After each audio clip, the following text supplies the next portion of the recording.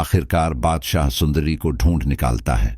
इस बार वह उसे जबरन उठाने के लिए आगे बढ़ता है, मगर सुंदरी अचानक रुक जाती है। सख्त और बेखौफ लहजे में कहती है, अगर तुम चाहते हो कि मैं तुम्हारी जिंदगी में शामिल हो जाऊं तो मुझे इज्जत के साथ अपनाओ, वरना मैं कभी तुम्हारी जिंदगी का हिस्सा नहीं बनूंगी।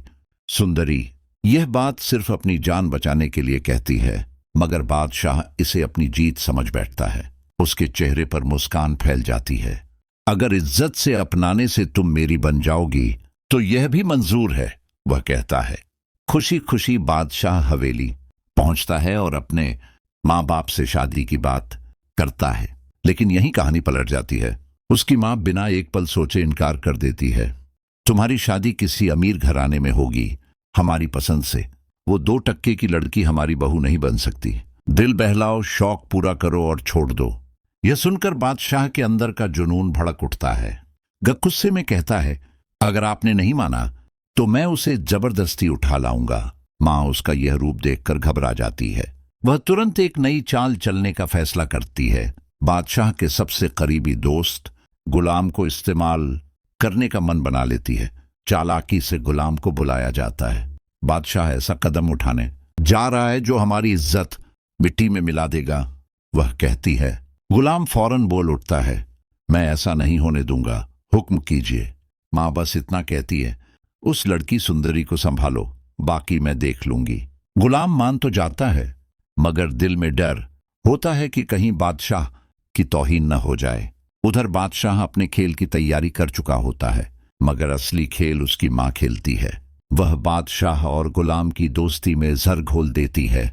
बादशाह को इस हद तक भड़काती है कि गुलाम उसकी नजरों में दुश्मन बन जाता है।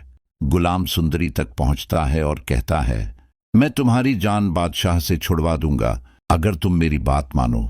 सुंदरी अपनी जान बचाने के लिए फौरन हामी भर देती है। मैं तैयार हूं। गुलाम कहता है, सामान बांधो, तुम्हें यह शहर छोड़ना होगा। सुंदरी अपने बाप को सारी बात बता देती है। दोनों भागने की तैयारी करते हैं।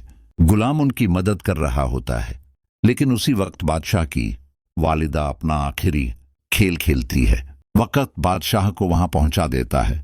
अपनी आंखों से गुलाम को देखकर वह आग बबूला हो जाता है। सुंदरी और गुलाम दोनों को पकड़ लेता है। सुंदरी कांपते हुए कहती है, मैं गुलाम को पसंद करती हूं। यह सुनते ही बादशाह का सब्र टूट जाता है। कुछ देर पहले तुम कह रही थी कि इज्जत से शादी करोगी, और अब ये क्या? गुस्से में अंधा होकर वह दोनों को कैद करवा देता है। आमने सामने कुर्सियों से बांध दिया जाता है। बादशाह चिल्लाता है, तुम मेरे दोस्त थे गुलाम, तुमने मेरे साथ गद्दारी की। गुलाम बेबस होकर कहता है, मैंने कुछ नहीं किया, मैंने कभी बेवफाई का सोचा भी नहीं। लेकिन बादशाह सुनने के मूड में नहीं होता। वह सुंदरी का चेहरा पकड़कर चिल्लाता है, सच बोलो, जो कहा वही सच है। सुंदरी बिना डरे जवाब देती है, हाँ, मैं तुम्हें पसंद नहीं करती, मैं गुलाम को पसंद करती हूं, मैंने कोई गुनाह नहीं किया। इतना सुनते ही बादशाह जोरदार थप्पड़ मारता है। फिर दोनों को अंधेरी कोठरी में फेंक दिया जाता है। रस्सियों से बांध दिया जाता है। जुल्म, मारपीट और बेइज्जती शुरू हो जाती है। गुलाम अंदर से टूट जाता है। जिसे दोस्त माना वही आज दुश्मन बन गया। अंधेरे में वह एक फैसला करता है, अब वह चुप नहीं रहेगा। अब वह बादशाह के खिलाफ खड़ा होगा। वह खुद को रस्सियों से आजाद कराने और सुंदरी की जान बचाने का प्लान बनाता है। सुंदरी को बचाकर ही उसकी जिंदगी का मकसद होगा। लेकिन यह रास्ता आसान नहीं था। यह गुलाम के लिए सबसे मुश्किल इम्तिहान बनने वाला था।